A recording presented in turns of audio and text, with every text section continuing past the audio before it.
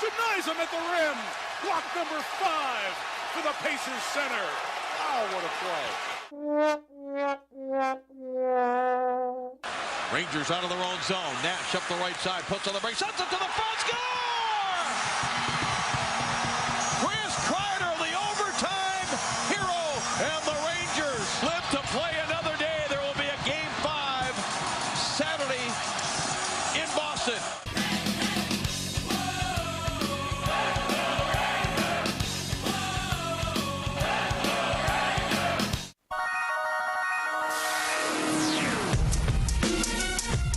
You are now listening to LB and the Sports Doctor here on WLIE 540 AM.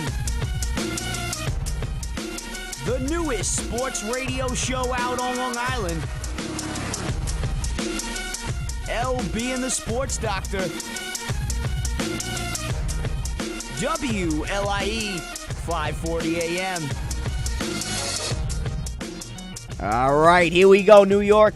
You're listening to the LB and Sports Doctor radio show here on WLIE 540 AM, located in Ronkonkoma, New York.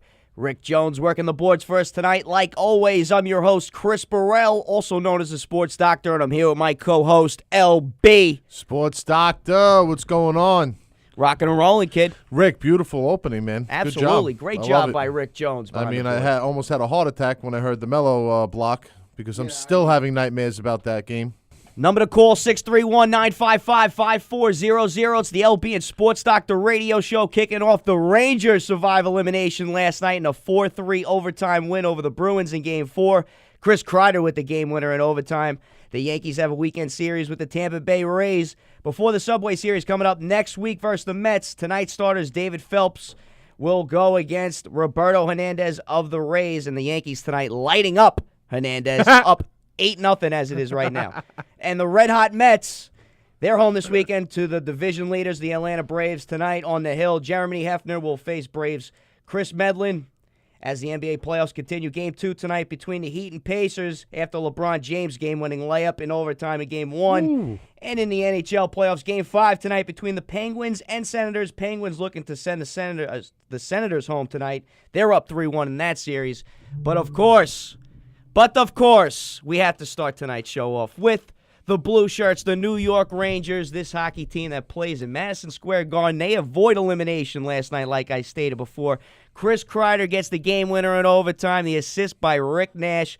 Henrik Lundqvist with 37 saves last night. The game star going to Derek Stefan, a goal and an assist.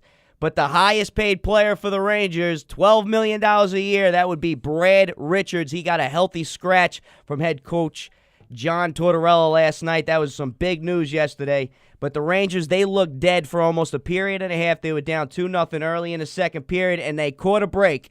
Goaltender Tuukka Rask slips. It looked like he slipped on a banana peel, something like that. Carl Hagelin with the backhand looked like he just waved at the puck, and it slowly trickled into the net, putting the Rangers down 2-1 within one. They came back early in the third period. Derek Stefan with a huge play behind the net, taking the puck away from Zdeno Chara, stuffs it in behind the net, equaling it up at 2 apiece. The Bruins did come back on the power play, putting it back up 3-2, but then the Rangers did come right back. Finally, they get a power play goal by Brian Boyle, a nice setup on the play. They equal it up at 3, and let me tell everybody right now, when we go into this overtime, my heart is pumping because the Rangers, it's like their arch enemy in overtime, never successful in overtime. Henrik Lundqvist keeping us in time after time, but Chris Kreider comes through, the guy from last postseason, 5 goals last postseason. Rick Nash with a great pass, the one-timer, puts it top shelf on Tuukka Rask, and the Rangers get a 4-3 win, avoiding elimination. Game 5 will be tomorrow at 5:30. A great game for the Rangers, a good win from them, a confidence booster, and hey, just win one at a time. Let's not look forward, just keep winning one game at a time. Let's get it back to the Garden. Maybe we could equal up this series. It's never over till it's over. And we shall see what happens with the Rangers. All the Ranger fans out there that are like, oh, if we win a game, we'll be all right. Listen, you guys were favored to win the Cup. The lockout screwed you. I understand that. Mm-hmm. But the bottom line is that you probably should be playing a lot better than what you're playing. Oh, yeah, absolutely. Maybe suggesting that John Tortorella should be fired from this team, that the Rangers are just not moving forward in this organization right now, bringing this team to an Eastern Conference final last season, now in the second round this season, and a lot of talk right now. A lot of people are not happy with John Tortorella. What about you? Me, personally, I believe that he should stay and give him another year, because this is what I brought up with a lot of people. Name me a head coach in New York, in any sport, that would make the playoffs 4 out of 5 years and be fired. You can name up and down the list, whether it be like a who was it? Joe Torre got fired. Joe Torre. 12 years in a row. Peace. Right. See you later. That's the only thing I brought up yesterday was maybe the New York Yankees, because they expect to win a World Series every year. But if you're looking at it like a Tom Coughlin, a Rex Ryan, Terry Collins, you look at John Tortorella. These guys, you make the playoffs 4 to 5 years. It's not something that's easily done. 4 to 5 years, that's pretty impressive to have on your resume. And for everyone just to be up in arms right now, which, everyone has their reasons why, because he's been hard on the young players. All the stars that come over here, they seem like they can't put the puck in the net. The power play has been atrocious. He's a defensive-minded coach. There's a lot of reasons why people want Tortorella out of here, but he has been successful with the Rangers. So I think you got to give him another year, whether they win or lose in Game 5. What do you think about that, Lou? Should Roy Hibbert have been on the court, or No. Vogel made a good coaching decision? No, I think Vogel made a good coaching decision. You had all the guys around the outside. Right. Nobody was in the middle. Hibbert can't guard someone straight up Yeah. in that situation. He doesn't have the feet, the movement. He's a specific kind of defender, and you have to have a specific type of defense for that. But in a situation like that, they're expecting one bounce up for a jumper. Yeah. Paul George is the one that lost that game for the Pacers. As much as he He propelled them to get kept to them that in point. that game, yes. No, and listen, that was his coming out party, Right, dude. that three-pointer Paul to put it George in came out overtime. in that game and was Right. like, yo, I'm a big-time player in this league, period. Absolutely. And I'm going to handle my business.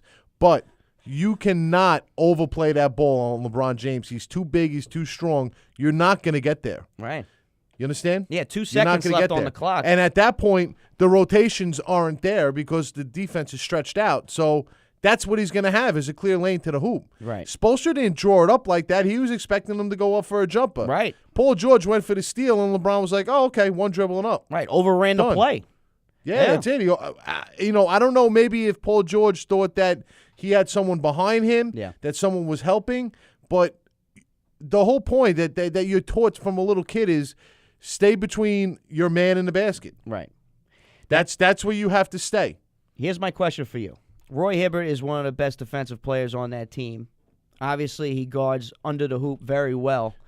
Why not put him in and force an outside shot? Wouldn't you want the shot to come from the outside rather than have someone driving to the basket? Yeah, well, no, of course you do, yes. Yeah.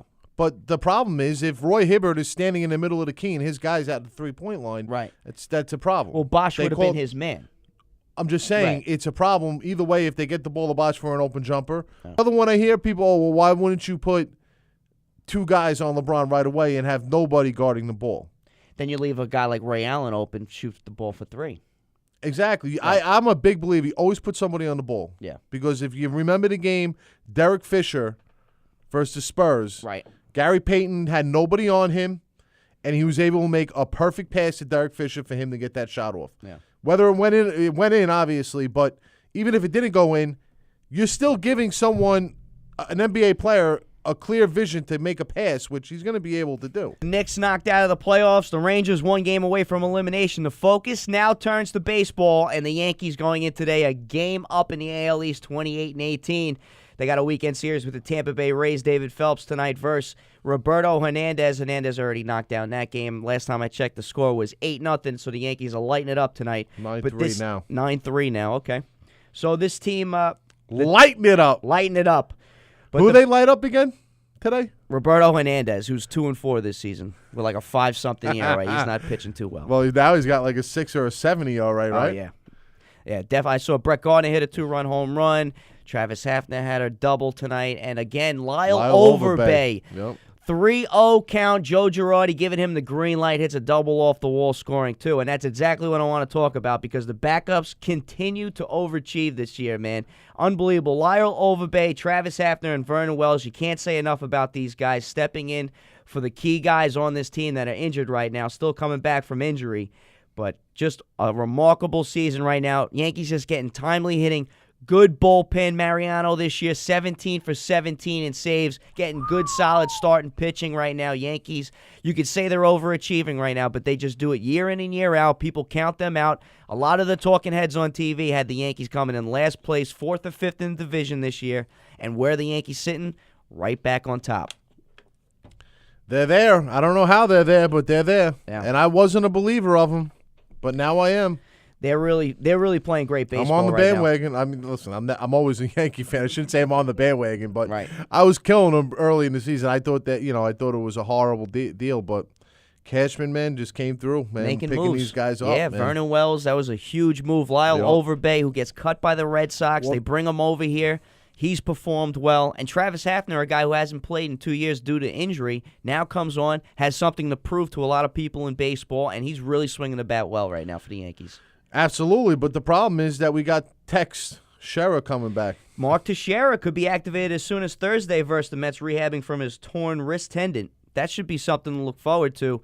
The Subway Series next week, 2 at Citi Field, 2 at Yankee Stadium. Yeah, but if he comes back, you're not scared that it's going to mess up the chemistry of the team a little bit if he decides to start off slow?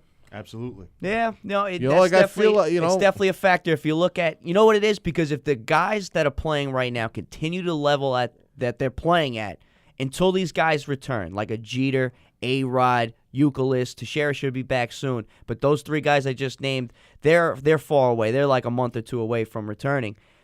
If they're still playing at the level, it's going to be tougher on these veterans that are hurt right now to play to their ability that they are used to in the past because these guys have just been filling in the right spots right now. You're talking about a guy in Adams who's filling in at third base, who's the 4th-string third baseman and is hitting over 300 right now. He's got 2 or 3 hits tonight. I saw 2 hits tonight.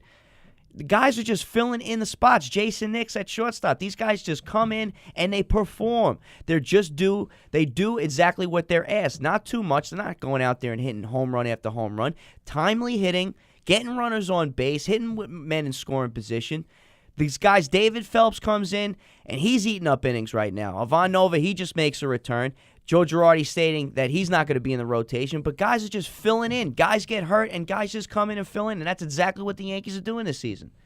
Yeah, and I feel like has to do with the whole personality change of the locker room. Absolutely. No A-Rod. Yes. I'm not killing Jeter, but no Jeter. Yep. No Teixeira. These are Granderson was out. Absolutely. To be honest with you, this is the first year that Cano is the man. Right. And the team is responding. Yeah.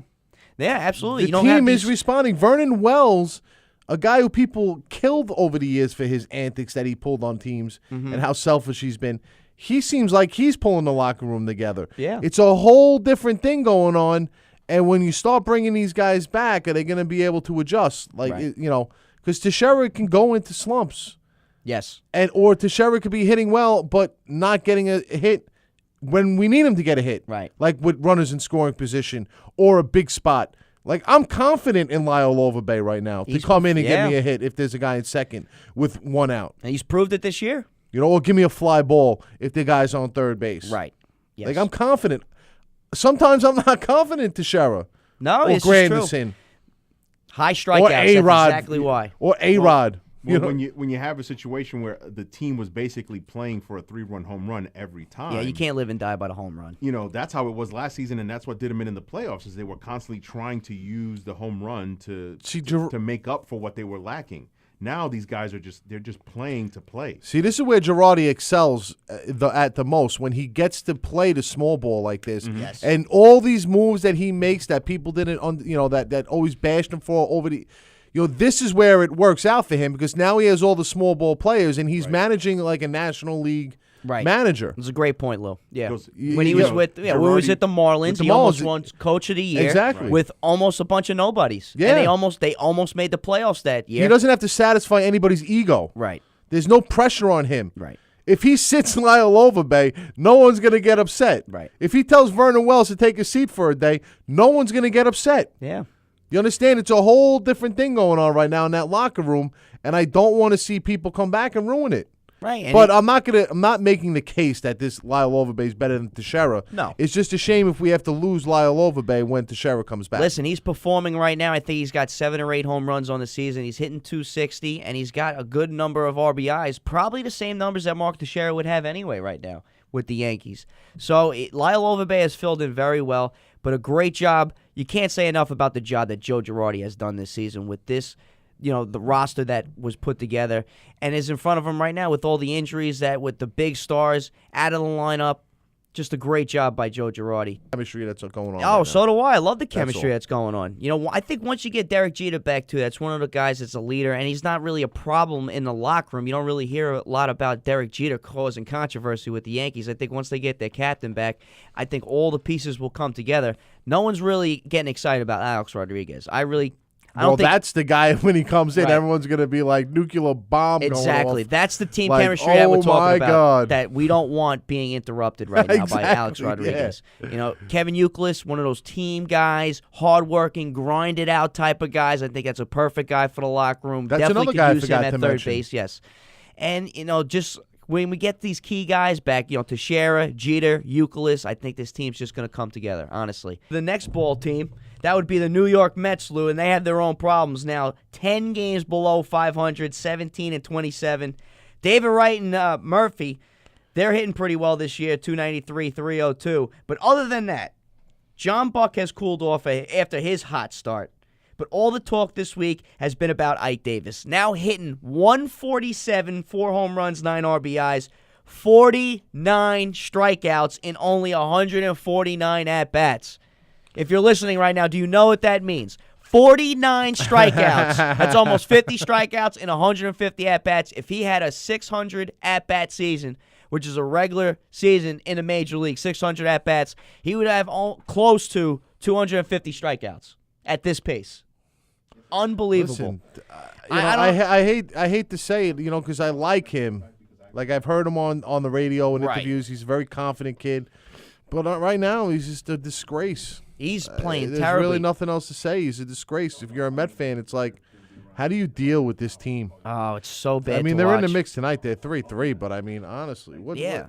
0 for 3 again tonight, Ike Davis. Well, you look at Ike Davis and the season that he started off with last year. He got off to such a horrendous start last season. He almost didn't hit a home run until Memorial Day. 144. And then he hits almost 30 home runs after Memorial Day. Has that man. great second half of the season. Again, starting off to such an atrocious year.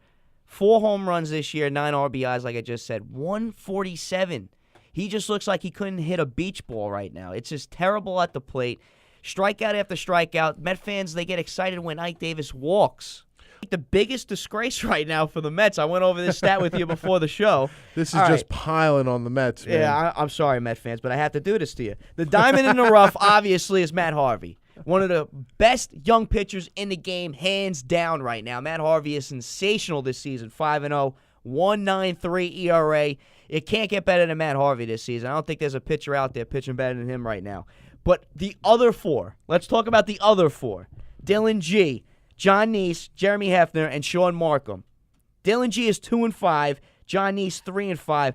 Jeremy Hefner has not won a game yet this season at 0-5, and neither has Sean Markham, also at 0-5, bringing the total for the 4 starters other than Matt Harvey to a 5-20 record. The back 4 in the rotation are 5-20. Terrible starting pitching from the Mets. Coming back to you live, baby. LB in the Sports Doc. The call in 631-955-5400. And what I was going to say before we went to break, Chris, why don't they just bring Zach Wheeler up already and stop it? Just bring him up. Who cares at this point? Look at the numbers you just wrote. About read the to me. starting rotation. Yeah, Yeah. about the starting rotation. Right. Would it really matter if he was 0-5 with a 7 ERA at this point? At least people might go to the stadium and go watch the kid play. That was the next point I was going to make. It's definitely going to bring fans into the stadium to come watch the young kid pitch in Citi Field. Yeah, listen, the only person that people go to watch is Matt Harvey. Every single time he gets on the mound, it's Matt Harvey Day. Yeah. Matt Harvey Day, Matt Harvey Day. I got a quick update for you, Lou. Doggy, at Doggy80 on Twitter. You can follow him. Sean just gave me a text. Tigers pitcher Anibal Sanchez has not allowed a hit through 8 innings versus the Twins. Sanchez can throw a no-hitter. Hasn't thrown one since 2006 with the Marlins. So Anibal Sanchez on the verge of throwing a no-no for the Tigers tonight. Wow. Well, I mean, the Twins lineup is just atrocious. Yeah. What do you got? I mean, Mauer and Mauer Morneau. and Morneau, they're not the combo they Mauer, were. Morneau, and pray for snow up there in Minnesota. The number to call, 631-955-5400. It's the LB and Sports Doctor Radio Show coming to you live on WLIE 540 AM, located in Ronkonkoma, New York. Like always, I'm Chris Burrell, also known as the Sports Doctor. I'm here with my co-host, LB. Quick update: Indiana holding on, man. 46-38. 3 minutes left in the to go to the half. Very nice. Tell you, man, Vogel wasn't kidding. Very confident Vogel seemed. By the way, and Tortorella, is that the guy's name? John Tortorella. Yeah, he seems very confident also. He has a pretty cool demeanor about him. I know he could be annoying. Yeah, a lot of people don't like him. People don't like him. He rubs people the wrong way. A lot of people the wrong way. Whatever. Yeah. You know, he probably does it on purpose. He probably loves to rub people the wrong way. It's kind of like, when I mess with you a little bit every once in a while. It's fine, though. It's all in good fun. I get that vein pulsating in the neck. But, hey, Lou, looking forward here. We got a big series coming up.